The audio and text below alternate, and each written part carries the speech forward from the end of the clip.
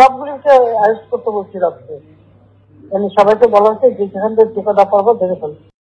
আমার নির্দেশনা দেওয়া আছে, ওপেন নির্দেশনা দিয়ে দিচ্ছে। এখন লেখা লিখবেন ব্যবহার করবে, যেখানে পাবে সেটা গুলি করবে। 2024 সালের 5ই আগস্টে পুলিশের গুলিতে আন্দোলনরত মানুষকে গুলি করে হত্যার হুকুমদাতা ছিলেন শেখ হাসিনা। বিবিসি বাংলার হাতে আসা একটি অডিও রেকর্ড, শেখ হাসিনার কথোপকথনের একটি ফাঁস হওয়া অডিও রেকর্ড থেকে জানা গেছে প্রাণঘাতী শক্তি প্রয়োগের অনুমতি তিনি নিজেই দিয়েছিলেন।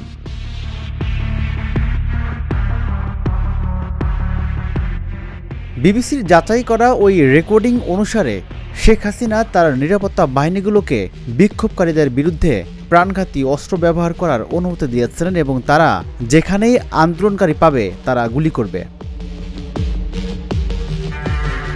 অজ্ঞাত একজন ঊর্ধ্বতন সরকারি কর্মকর্তার সঙ্গে শেখ হাসিনার কথোপকথনের ফাঁস হওয়া ভিডিওটি এখনও পর্যন্ত সবচেয়ে গুরুত্বপূর্ণ প্রমাণ যে তিনি সরকার বিরোধী বিক্ষোভকারীদের গুলি করার জন্য সরাসরি অনুমতি দিয়েছিলেন।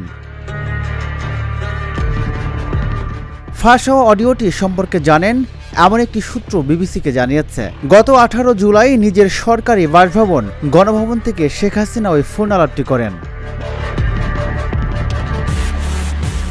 চলতি বছরের মার্চের শুরুতে ফোন আলাপের অডিওটি কে ফাঁস করেছে তা স্পষ্ট নয়। বিক্ষোভের পর থেকে হাসিনার কলের অসংখ্য ক্লিপ অনলাইনে প্রকাশিত হয়েছে, যার অনেকগুলোই যাচাই করা হয়নি।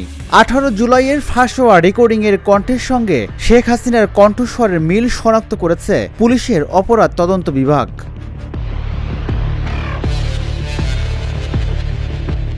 (2024 সালের 5 আগস্ট রাজধানীর যাত্রাবাড়িতে পুলিশের নির্বিচার গুলিতে কমপক্ষে 52 জন নিহত হয়েছে বলে বিবিসিআই একটি অনুসন্ধানে উঠে এসেছে। ঘটনাটিকে বাংলাদেশের ইতিহাসে সবচেয়ে ভয়াবহ পুলিশি সহিংসতাগুলোর একটি হিসাবে বিবেচনা করা হচ্ছে। প্রতিবেদনে বলা হয়েছে, শিক্ষার্থীদের নেতৃত্বে টানা 36 দিন ধরে চলা বিক্ষোভের মুখে তৎকালীন প্রধানমন্ত্রী শেখ হাসিনা যেদিন ক্ষমতাচ্যুত হন এবং ভারতে পালিয়ে যান, সেদিন যাত্রাবাড়িতে দেশের ইতিহাসে সবচেয়ে ভয়াবহ পুলিশি সহিংসতাগুলোর একটি ঘটে। সেদিনের শত শত ভিডিও, ছবি ও প্রত্যক্ষদর্শীদের সাক্ষ্য গ্রহণ করে এবং সেগুলো বিশ্লেষণের পাশাপাশি সরেজমিনে বেশ কয়েকবার যাত্রাবাড়ি ঘটনাস্থল পরিদর্শন করে নিহতের এই সংখ্যা নিশ্চিত করে বিবিসি। অনুসন্ধান চলাকালে ঘটনার এমন একটি গুরুত্বপূর্ণ ভিডিও বিবিসির হাতে আসে, যেখানে 5 আগস্ট বিকেলে যাত্রাবাড়িতে পুলিশের গুলিবর্ষণ শুরুর কিছু মুহূর্তে দেখা যায়।